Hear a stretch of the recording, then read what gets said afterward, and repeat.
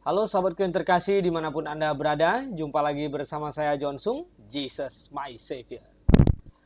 Sahabatku yang terkasih dalam Tuhan Yesus Kristus, saya berdoa untuk kita semua. Saya yakin dan percaya kuasa Yesus, kasih daripadanya tetap menaungi kita semua. Bagi semua yang menonton channel YouTube saya berdoa kiranya semua sehat selalu, diberkati Tuhan Yesus Kristus, dan dalam keadaan apapun tetap selalu setia. Apapun yang kau alami, saya yakin dan percaya Tuhan akan buka jalan bagi setiap pergumulan dan permasalahanmu. Sahabatku yang terkasih, di topik kali ini saya ingin menjelaskan mengenai ada kurang lebih 300 nubuatan di dalam Alkitab yang digenapi oleh Tuhan Yesus Kristus. Banyak orang meragukan bahwa di mana sih di dalam perjanjian lama ada berbicara tentang Yesus Kristus, katanya. Mereka berkata sebenarnya itu bukan tentang Yesus. Bukan Yesus yang disalibkan itu. Segala macam. Jadi mereka meragukan itu. Ya. Nah, tetapi sebenarnya dalam kitab perjanjian lama yang ditulis kurang lebih dari 1500 BC sampai 400 BC sebelum Masehi, before Christ gitu. Ya. Di dalamnya sudah ada tersirat tentang nubuatan tentang Tuhan Yesus Kristus, juru selamat, Mesias, anak Allah yang hidup yang akan mati di kayu salib, dihukumkan bagi dosa manusia. Di dalam perjanjian lama dinubuatkan bahwa dia keturunan Abraham. Nah, kalau di dalam Alkitab, kalau kita lihat dalam Alkitab kita lihat dalam ini Kejadian pasal 12 ayat yang ke-3, kita baca. Aku akan memberkati orang-orang yang memberkati engkau dan mengutuk orang-orang yang mengutuk engkau, dan olehmu semua kaum di muka bumi akan mendapat berkat. Nah, siapa itu? Yesus itu dari keturunan Abraham, Matius 1. Nah, kita cek ya. Apakah Yesus itu dari keturunan Abraham apa bukan? Gitu. Matius 1. 1 ayat yang ke-1 dan 2. Inilah silsilah Yesus Kristus, anak Daud, anak Abraham. Abraham memperanakkan Ishak, Ishak memperanakkan Yakub, dan seterusnya. Nah, jadi sahabatku dimanapun Anda berada, jelas sekali bahwa di dalam Alkitab Perjanjian Lama, kitab Kejadian, sudah dituliskan bahwa Yesus dari keturunan Daud. Nah, kemudian dari keturunan Yehuda, misalnya dari keturunan Yehuda, kita buka Alkitab, kita akan lihat gitu, ya. Kita akan lihat di dalam Yesaya 9 ayat 6. Kita lihat Yesaya 9 ayat yang ke-6. Sebab seorang anak telah lahir untuk kita, seorang putra telah diberikan untuk kita, lambang pemerintahan ada di atas baunya, dan namanya disebut orang penasihat ajaib, Allah yang perkasa, Bapa yang kekal, Raja damai. Besar kekuasaan dan damai sejahtera tidak berkesudahan tata Daud dalam kerajaannya, karena ia mendasarkan mengokohkannya dengan keadilan dan kebenaran sekarang sampai selama-lamanya. Kecemburuan Tuhan semesta alam akan melakukan hal ini. Jelas sekali ya. Daud kan keturunan Yehuda. Lukas 1 ayat 30 digenapi di dalam Lukas pasal 1 ayat 32. Nah, ayat 32 kita lihat. Ia akan menjadi besar dan disebut anak Allah yang maha tinggi, dan Tuhan Allah akan mengaruniakan kepadanya tata Daud bapa leluhurnya. Jadi jelas ya. Nah, sahabatku dimanapun Anda berada, ini hanya sekelumit ya. Beberapa saja contoh. Dia keturunan Yehuda, keturunan Daud, lahir di Bethlehem oleh perawan Maria, melakukan mujizat, menunggang keledai, dijual 30 keping uang perak. Anda bisa bayangkan jarak berapa tahun ini tetap saja akhirnya digenapi Yesus keturunan Abraham, Yesus keturunan Daud, Yehuda keturunan Daud. Yesus dilahirkan di Bethlehem, Yesus dilahirkan oleh perawan Maria, Yesus melakukan mujizat, Yesus menunggang keledai, Yesus dijual 30 keping uang perak. Nah, semuanya tepat. Berapa tahun jaraknya? Jauh kan? Dari kurang lebih ditulis 1500 sampai 400 sebelum Masehi Perjanjian Lama. Kemudian digenapi dalam perjanjian baru dari tahun 35 sampai 100 Masehi, Anno Domini, AD, tahun AD. Nah, jadi sahabatku dimanapun Anda berada, Yesus Kristus adalah juru selamat semua manusia. Nah, bagaimana cara dia menyelamatkan? Di dalam Alkitab sudah banyak nubuatan tentang Yesus Kristus. Nah, sekarang saya mau jelaskan ya tentang keselamatan. Oke, kita tentang Yesus Kristus ya, menebus dosa semua manusia. Ini yang harus diperhatikan lebih baik-baik. Banyak orang bertanya kepada saya, Pak Jonsung, saya udah percaya Yesus Kristus. Lalu ruang lingkup penebusan Yesus Kristus di kayu salib itu seberapa besar? Seberapa banyak dosa saya yang ditebus ya oleh Tuhan Yesus Kristus? Di dalam Alkitab ya, kalau kita lihat di dalam Alkitab. Oke. Kita buka Alkitab kita. Misalnya ya. Dalam 1 Yohanes 2 ayat yang 2 dibilang begini. Dan ia adalah pendamaian untuk segala dosa kita dan bukan untuk dosa kita saja tetapi juga untuk dosa seluruh dunia. Jadi jelas ya. Seluruh dunia. Jadi dosa seluruh umat manusia. Jadi ruang lingkup penebusan Yesus Kristus adalah semua dosa manusia. Kasih karunia-Nya terbuka bagi semua manusia. Cukup siapapun yang mau bertobat dan percaya kepadanya bisa diselamatkan. Ya. Jadi Tuhan Yesus bukan hanya menebus dosa orang-orang yang sudah dipilih, tetapi semua orang ya, diberi kesempatan ya, untuk mendapatkan anugerah itu. Nah, oke. Oleh sebab itu maka Yesus Kristus menebus dosa semua manusia, maka bayi yang meninggal pasti masuk surga. Karena dosa, posisi bayi orang berdosa telah digantikan oleh Tuhan Yesus Kristus di kayu salib. Bayi siapapun, mau bayi orang agama apapun orang tuanya, kalau mati pasti masuk surga. Karena ya, Tuhan Yesus mengasihi semua manusia di dunia ini. Ada yang berkata, Pak John, bukan demikian. Kalau bayinya orang Kristen baru masuk surga. Kalau bayinya agama lain gak masuk surga.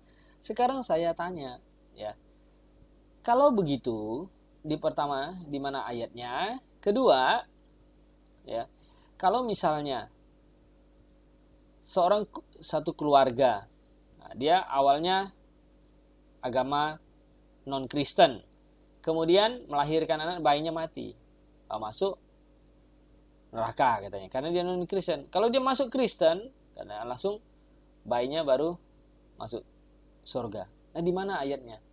Bayi itu enggak ngerti apa-apa. Mau dilahirkan dari punya keluarga yang penjahat, yang apapun enggak ngerti apa-apa. Nah, semua dosa, termasuk dosa bayi, kan dikatakan semua manusia di dunia ini. Berarti bayi mati pasti masuk surga. Nah, ya, Tuhan Yesus berkatakan jangan halangi anak-anak itu kemana, mereka lah yang punya kerajaan surga. Nah, bayi Daud mati, dia bilang aku yang akan pergi kepadanya. Ya, baik masuk surga. Nah, jadi seperti itu. Nah, kemudian orang yang dari sejak kecil, bayi yang dilahirkan misalnya autis, sakit jiwa, sakit mental, Down syndrome. Nah, dosa mereka juga sudah ditebus oleh Tuhan Yesus Kristus. Nah, ya. Namun, kalau seorang bayi tumbuh dewasa, kemudian dia berdosa sendiri, atas kehendak dirinya sendiri, dia berdosa, dia sudah bisa bedakan mana yang benar dan mana yang salah, kemudian tapi dia memilih untuk berdosa, maka dia dituntut harus bertobat dengan segenap hati, mengaku dosa kepada Tuhan Yesus Kristus, dan percaya dengan segenap hati kepada Tuhan Yesus. Jadi dia harus ada tanggung jawab untuk bertobat dan percaya, karena sudah bisa bertobat dan percaya. Sedangkan bayi, anak-anak Down syndrome itu tidak bisa bertobat dan percaya. Bagaimana dituntut harus bertobat dan percaya? Oleh sebab itulah kita bilang bahwa ya, Tuhan Yesus mengasihi semua manusia, termasuk ya bayi-bayi dan orang-orang Down syndrome. Maka dia mati pasti masuk surga. Tapi kalau dia tumbuh dewasa, akal sehatnya baik, sehat, bisa berpikir, dia dituntut ya untuk bertobat dan percaya karena dia sudah bisa memilih mana yang benar dan mana yang salah. Dia berdosa atas kehendak dirinya sendiri. Oke. Jadi orang itu dihukum berdasarkan ya, dosa dan keputusannya, ya, bukan atas dasar apa yang dia tidak bisa lakukan. Misalnya tidak bisa bertobat, tidak bisa percaya, bagaimana dia bisa dihukum? Oke. Lagi pula Tuhan sudah mengasihi semua manusia, penebusan Yesus Kristus bagi dosa semua manusia, dan ia adalah pendamai untuk segala dosa kita. Karena begitu besar kasih Allah akan dunia ini sehingga ia mengaruniakan anak yang tunggal supaya jangan ada yang binasa melainkan beroleh hidup yang kekal. Jadi semua dosa manusia ditebus oleh Tuhan Yesus Kristus. Nah, kemudian lalu bagaimana? Apakah gitu? Orang yang percaya itu yang seperti apa yang bisa masuk surga? Ini saya lihatkan bagannya dulu nih. Biar jelas ini, biar agak besar ya. Ini seringkali orang ini bingung di sini nih. Kalau kita ketemu seseorang, kita untuk periksa, ibarat dokter itu mendiagnosa penyakit seseorang, maka kita untuk mendiagnosa penyakit rohani seseorang, kita tinggal tanyakan keselamatannya saja.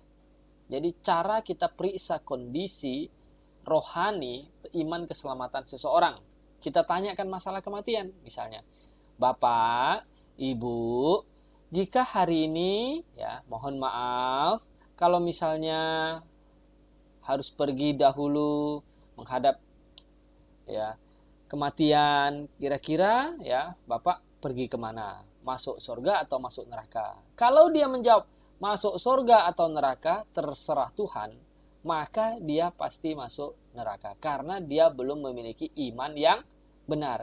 Terserah Tuhan lah, neraka atau surga saya tidak ngerti. Gini tidak bisa, dia pasti masuk neraka dia karena dia belum beriman kepada Tuhan Yesus Kristus dan belum yakin. Oke. Kemudian kalau dia jawab juga, kalau hidup baik dan banyak berbuat baik maka akan masuk surga. Nah, ini imannya salah. Dia berpikir kalau masuk surga itu dengan usaha manusia. Padahal Ibrani, ya kalau kita lihat Alkitab, oke, kita jelaskan ya. Ibrani pasal 2 kan Efesus pasal 2 ayat 8 dan 9. Nah, sebab karena kasih karunia kamu diselamatkan oleh iman, itu bukan hasil usahamu, tapi pemberian Allah. Itu bukan hasil pekerjaanmu. Jangan ada orang yang memegahkan diri. Jadi kita diselamatkan itu oleh iman, bukan usaha kita, ya. Kasih karunia Allah, pemberian Allah. Jadi bukan karena perbuatan baik kita.